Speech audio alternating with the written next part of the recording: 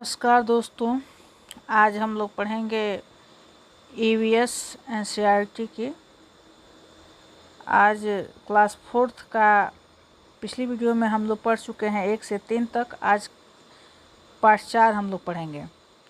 दोस्तों, आप वीडियो अच्छी लगती है तो इसको लाइक, शेयर एंड सब्सक्राइब ज़रूर कर लीजिए प्लीज़, ताकि आगे सारे वीडियोज़ आप तक पहुंचता रहे और नोटिफिकेशन पहुंचता रहे।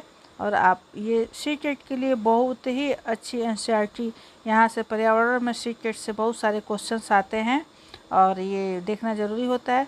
चलिए दोस्तों, आज का क्लास हम शुरू करते हैं। कुछ इस तरह के जो स्क्रीन पे दिखाए गए हैं, फिगर दिखाए हैं, कुएँ हैं, ये आदमी, ये तमाम तरह के हैं। पार्ट 4 आज हम लोग पढ़ेंगे अमृता की कहानी। चलिए आज का पार्ट शुरू किया जाता है। यह बात बहुत पुरानी है, करीब 300 साल पुरानी है। और हाँ, यह किस्सा सच्चा है। किस्सा कहानी, ये कहानी जो है वो सच्चा है। अमृता राजस्थान में जोधपुर के पास खेजड़ली गांव की रहने वाली थी। जो यहाँ सिर्फ से क्वेश्चन आ सकता है, जो खेजड़ली गांव है वो कहाँ पड़ता है? तो राजस्थान में जोधपुर के पास खेजड़ी एक गांव है, वहाँ की जो है अमृता रहने वाली थी। जानते हो उस गांव का नाम खेजड़ी क्यों था? उसके गांव में खेजड़ी के बहुत से पेड़ थे। गांव के सभी लोग पेड़ पौधों और जानवरों का बहुत ध्यान रखते थे। गांव में बकरियां, हिरन, खरगोश, मोर और न जाने कितने जानवर बिना किसी डर के घूमते थे।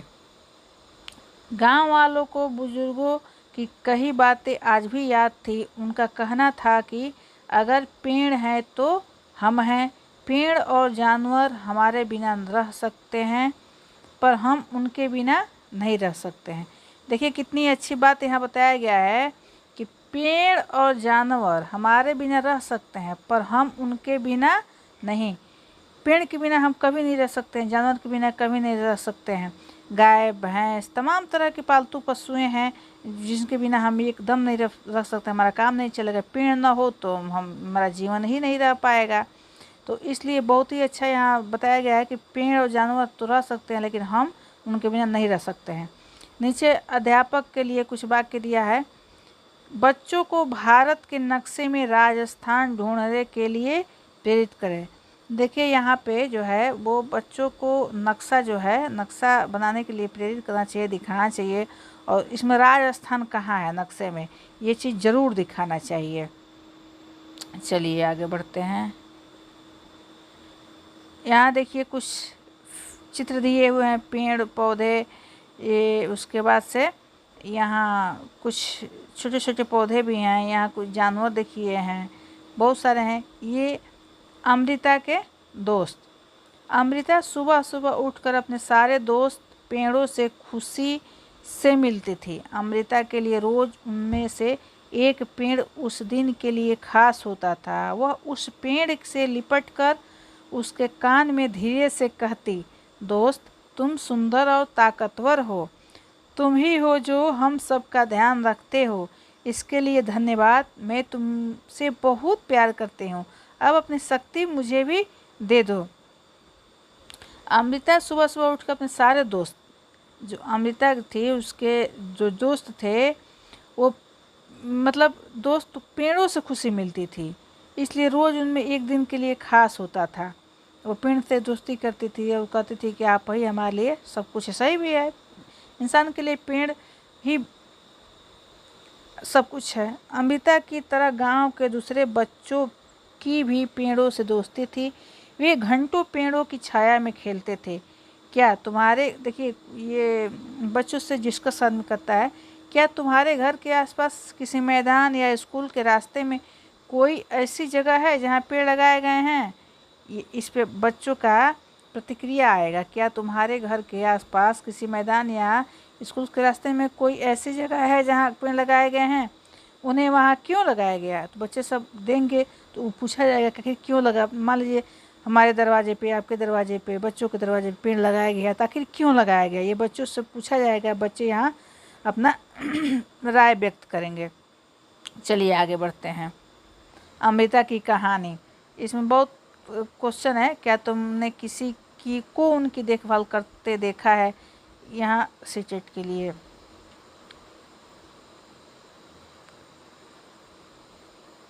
पेड़ खतरे में, देखिए पेड़ खतरे में, बड़ी अच्छा टॉपिक है पेड़ खतरे में।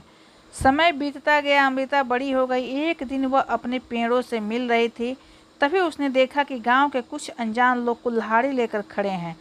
पूछने पर पता चला कि वे राजा के आदमी थे। राजा के कहने पर वे लकड़ी के लिए पेड़ काटने आए थे। लकड़ी राजा के महल के लिए चाहिए थी। लकड़ी राजा के महल के लिए चाहिए थी। यह सुनते ही अमृता के होश उड़ गए। उन आदमियों ने जिस पेड़ को काटने के लिए चुना, अमृता उस पेड़ से लिपट गई। उन लोगों के डराने धमकाने पर भी वह नहीं हटी। राजा के आदमियों को राजा की बात तो माननी थी, वरना उनकी अपनी जान चली जाती। उनकी कुल्हाड़ी के एक ही वार से अमृता के पैरों से खून बहने लगा और वह गिर गई, लेकिन उसने पेड़ को नहीं छोड़ा। अमृता को देखकर उसकी बेटियों और गांव के 300 से भी ज़्यादा लोगों ने पेड़ों से लिपटकर अपनी जान दे दी। देखिए यहाँ कितनी ये मार्मिक कहानी है कि पेड़ हम रहें चाहे न रहें, लेकिन पेड़ रहना चाहिए। अमृता के मन में यही ना आया कि हम रहें चाहे न रहें, पेड़ रहना चाहिए। यहाँ देखिए गांव के 300 से भी ज़्यादा लोग जान दे चुके हैं, लेकिन पेड़ को बचा लिए। जब राजा को इस बात का पता चला तो उन्हें यह बात समझ नहीं आई कि लोग पेड़ों के लिए अपनी जान भी दे सकते हैं। वे खुद वहां आए और स्वयं लोगों का पेड़ों के प्रति प्यार देखा। तुम्हें याद है ना उस गांव के बुजुर्गों की बातें? अगर पेड़ और जानवर नहीं होंगे तो क्या हम रहेंगे? इस बारे में कक्षा में चर्चा करो। ऊपर पढ़ चुके हैं आप लोग, इसकी चर्चा मतलब होना चाहिए। सुरक्षित गांव। राजा पर गांव वालों की बातों का बहुत गहरा असर पड़ा। उसने आदेश दिया कि इस इलाके में कभी कोई पेड़ नहीं काटेगा और न ही कोई शिकार करेगा। आज 300 साल बाद भी यहाँ के लोग जो बिश्नोई कहलाते हैं, देखिए ये सीटेट का क्वेश्चन हो सकता है कि कहाँ के लोग जो हैं वो बिश्नोई कहलाते हैं। पेड़ों और जानवरों की रक्षा करते हैं। रेगिस्तान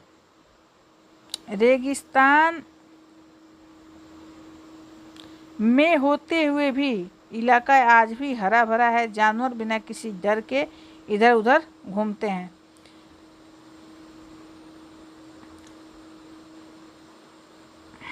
चलिए आगे देखते हैं। इसमें कुछ नहीं है, ये पेड़ के बारे में है। लोग शिकार क्यों करते हैं, ये चर्चा है। इसको आगे देख लेते हैं। अमृता की कहानी। अमृता के गाँव बहुत सारे खेजड़ी के पेड़ थे।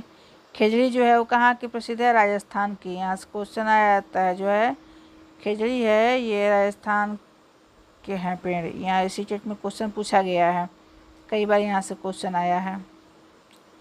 देखिए यहाँ दिया हुआ है खेजड़ी, यह रेगिस्तान इलाकों में, यहाँ से खेजड़ी जो है ये बहुत ही मतलब ये बहुत ही इम्पोर्टेंट यहाँ से टॉपिक है, इसको आप लोग देख लीजिए। खेजड़ी यह पेड़ रेगिस्तान इलाके में खूब पाया जाता है। इसे ज़्यादा पानी की ज़रूरत नहीं होती है। इस पेड़ की छाल दवा के काम आती है और इसकी लकड़ी को कीड़ा भी नहीं लगता। इस पेड़ की फलियों की सब्जी भी बनाई जाती है। इसकी पत्तियां वहां पर रहने वाले जानवर खाते हैं और इसकी छाया में तुम जैसे बहुत से बच्चे खेलते भी हैं। खेजड़ी जो है रेगिस्तान में के इलाकों में पाया जाता है, ठीक है ना। ये कई बार पूछा गया है क्वेश्चन। अध्यापक के लिए, बच्चों को बड़ों से जानवर और कीड़े मकोड़े के बारे में जानकारी प्राप्त करने के लिए प्रेरित करें। पर्यावरण में हो रहे बदलावों के कारण पक्षियों की संख्या कम हो रही है, इस पर चर्चा करें। पर्यावरण के बारे में, पर्यावरण जो है वो हो रहा है, जो बदलाव हो रहा है, इस पर बच्चों से चर्चा करना चाहिए और प्रेरित करना चाहिए कि तुम्हें भी पेड़ लगाना चाहिए, पेड़ को बचाना चाहिए, पेड़ से क्या क्या लाभ है, पेड़ से कैसे हम लोग जीवित रह सकते हैं, सबसे अधिक ऑक्सीजन जो है किस पेड़ से मिलता है, ये सब बच्चों के चर्चाएँ के विषय बच्चों के पास चर्चा जरूर ये सब करना चाहिए।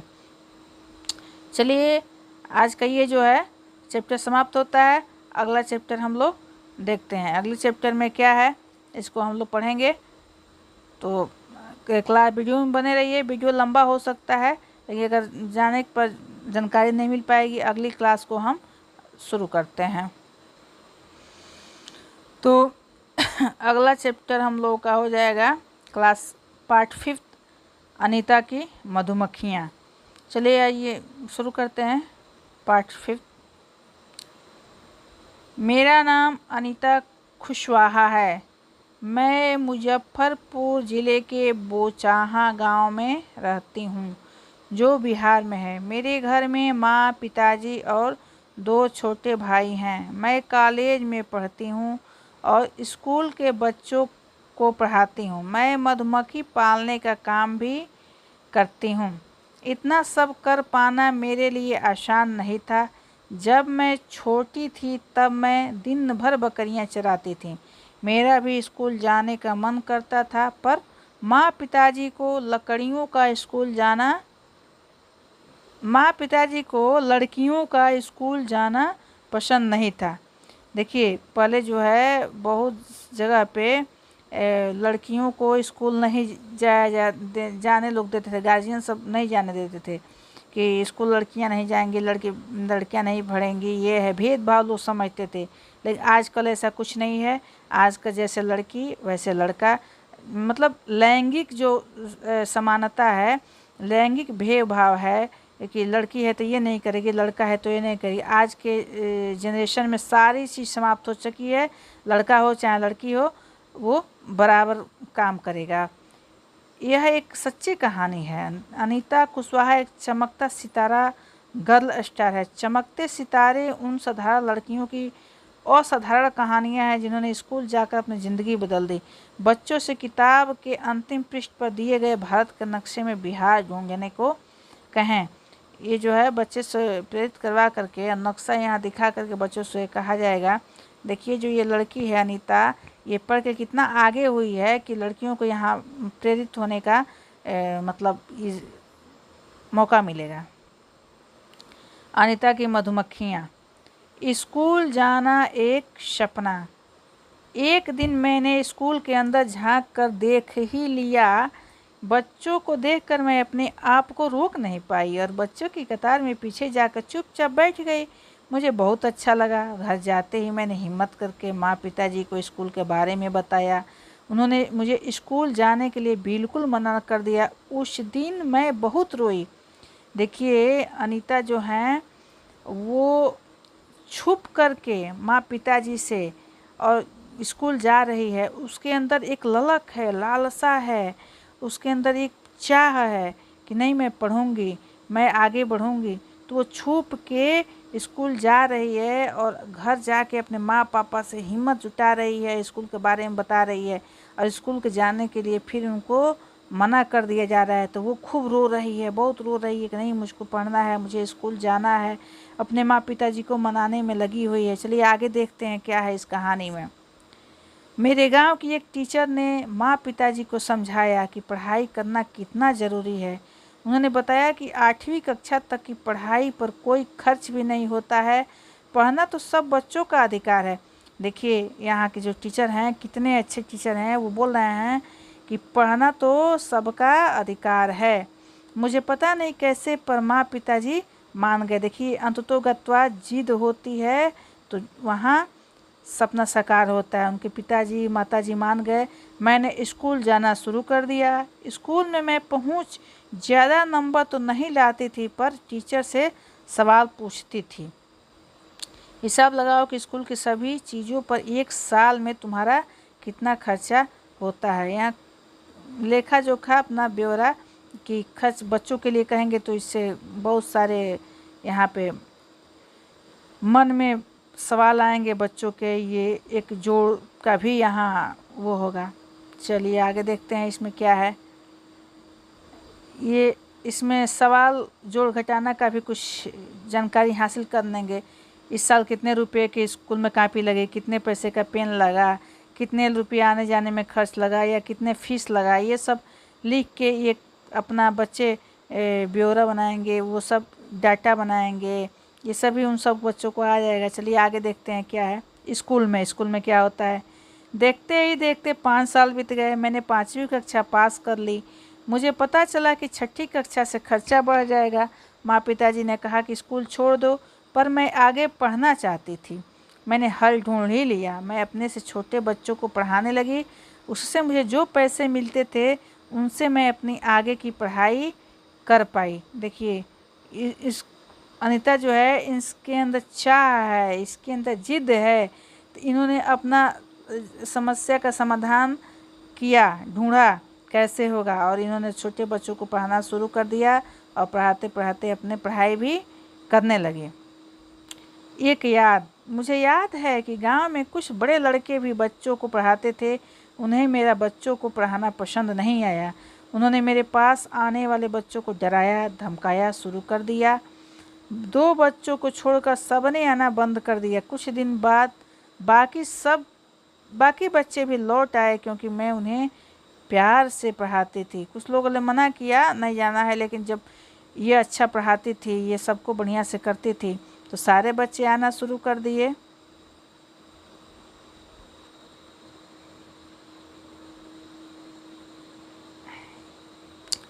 धीरे धीरे मैंने गांव वालों को समझाना शुरू किया। सभी लड़कियों को स्कूल भेजे। घर में माँ पिताजी ने मेरी मदद करनी शुरू कर दी। घर का सारा काम मेरी माँ ही कर लेती थी। मुझे पढ़ने के लिए काफ़ी समय मिल जाता था। मैंने किसी को बताए बिना मोटर बाइक चलाना भी सीख ली। देखिए ये कितनी बड़ी राज है कि किसी को भी बताई नहीं है, साइकिल मोटर गाड़ी वगैरह भी चलाना सीख गई। बहुत बार चोट लगी लेकिन मज़ा आया। ये अपनी मतलब दिनचर्या बता रही है। इससे बच्चों को बहुत ही सीख मिलेगा। स्कूल से मधुमक्खी पालन तक, ये स्कूल से लेकर मधुमक्खी पालन तक का जो सफ़र है उसको बयां कर रही हैं। हमारे इलाके में बहुत सारे लीची के पेड़ हैं। लीची के फूल मधुमक्खियों को लुभाते हैं, इसलिए यहाँ लोग मधुमक्खियों को पालकर शहद बनाने का काम करते हैं। मैंने सोचा कि क्यों न मैं भी यह काम कर लूँ। तब मैंने गांव में मधुमक्खी पालने की एक सरकारी कोर्स में भाग लिया। कोर्स में भाग लेने वालों में मैं अकेली लड़की थी। ट्रेनिंग में मुझे पता चला कि अक्टूबर से दिसंबर तक का समय मधुमक्खियों के अंडे देने का होता है। देखिए यहाँ यह क्वेश्चन बन सकता है कि जो मधुमक्खी पालने का समय होता है, अक्टूबर से दिसंबर तक का समय मधुमक्खियों के अंडे देने का होता है। मधुमक्खी पालन शुरू करने का सबसे अच्छा समय यही होता है, अक्टूबर से दिसंबर तक। चलिए आगे देखते हैं। जब बेटियों को शिक्षा के लिए उपलब्ध विभिन्न योजनाओं का पता करें, साथ ही कौशल विकास के अवसरों को पहचानने में बच्चों की सहायता करें। अनीता मधुमक्खी पालक। मैंने मधुमक्खी पालने का कोर्स कर लिया, लेकिन अपना काम शुरू करने के लिए मेरे पास रुपए नहीं थे। मैंने कुछ समय तक इंतजार किया और बच्चों को पढ़ाकर 5,000 रुपये बचाए। इन रुपयों से मैंने मधुमक्खी पालने के 2 बक्से खरीदे। एक बक्से की कीमत 2,000 थी। बाकी बचे रुपयों से मीठा घोल बनाने के लिए चीनी और छत्ते को साफ करने के लिए दवाइयाँ खरीदें। देखिए ये चित्र में दिया गया है कैसे ये काम कर रहे हैं, कैसे मधुमक्खी पालन का काम शुरू कर रही हैं, सब दिया है। सितंबर का महीना था। दिसंबर तक मेरे पास इतनी मधुमक्खियाँ हो गईं कि 2 बक्से कम पड़ने लगे। मैंने 2 बक्से और खरीदे। मुझे मधुमक्खियों के बारे में ज़्यादा अनुभव नहीं था। कई बार मधुमक्खियों ने मुझे काटा भी। इससे मेरा चेहरा और हाथ सूज जाते थे, दर्द भी बहुत होता था। पर कहती किससे, यह काम तो मैंने अपनी ही इच्छा से शुरू किया था। पता करो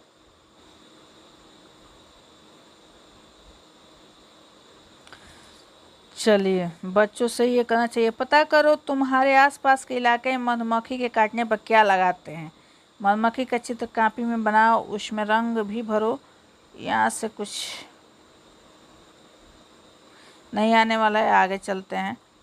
मैं रोज़ साइकिल से कॉलेज जाती हूँ। कॉलेज गांव से 5 किलोमीटर दूर शहर में है। जब मैं कॉलेज जाती हूँ तो माँ मधुमक्खियों के लिए चीनी का घोल ले तैयार करती हैं। पिताजी मधुमक्खियों की देखभाल करते हैं और बक्सों में शहद निकालते हैं। अब तक तो तुम भी अनीता को अच्छी तरह जान गए होंगे। आसपास के सभी गांव के लोग उनसे पहचानते हैं। वह गांव की सभी बैठकों में जाती है और लोगों को समझाती है कि पढ़ना सबके लिए बहुत ज़रूरी है। कुछ लोग तो उस पर हंसते भी हैं, लेकिन अनीता को अपना काम करना है, वह करती हैं। अनीता होलसेलर बनना चाहती हैं, जिससे वह मधुमक्खी पालने वालों को शहद की सही कीमत दिलाने में मदद कर सके। पता करो, हर छत्ते में एक रानी मक्खी होती है जो अंडे देती है। छत्ते में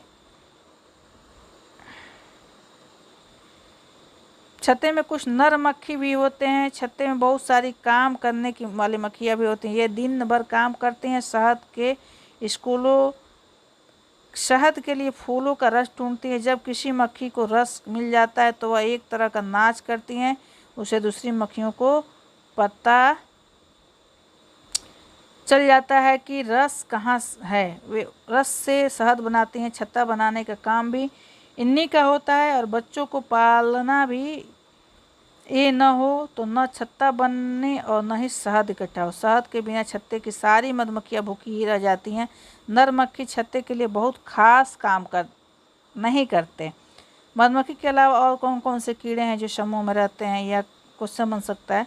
मधुमक्खियों की तरह ही चींटियाँ भी मिलजुल कर रहती हैं। सभी चींटियों का काम बटा होता है। रानी चींटियाँ अंडे देती हैं। सिपाही चींटी बिल का ध्यान रखती हैं और काम करने वाली चींटियाँ भौंरा जुनकर बिल तक लाती हैं। दीमक और ततैये भी इसी तरह के समूह में रहते हैं। बहुत सारे जो हैं चींटी समूह में रहते हैं। यहाँ तो कुछ नहीं है, आगे देखते हैं। इस तरह आज का ये चैप्टर समाप्त होता है। और ये सी-टेट के लिए ये जो पुस्तक है, यहाँ से 2-4 नंबर हर बार पूछा गया है, हर बार आता है और मैं यहाँ कोर्स करा रही हूँ। आप सब मेरा ये वीडियो उन बच्चों के लिए है जो जिनके पास किताबें नहीं हैं, किताब समय से उपलब्ध नहीं है। मैं क्लास 4th 5th का EVS करवाऊँगी, फिर मैथ सॉल्व करवाऊँगी NCERT के, और सारे जो टॉपिक्स हैं। मैं इसलिए मैं आपसे बार बार निवेदन करती हूँ कि आप लोग चैनल को सब्सक्राइब कर लीजिए, लाइक करिए, कमेंट करिए, शेयर करिए, ताकि जो भी हमारे वीडियोज़ हैं वो आप तक पहुँचता रहे। और मेरा प्रतिदिन वीडियोज़ आते रहेंगे और आप सभी के लिए, और आप सभी लोग पढ़ें, मस्त रहें। थैंक यू, धन्यवाद।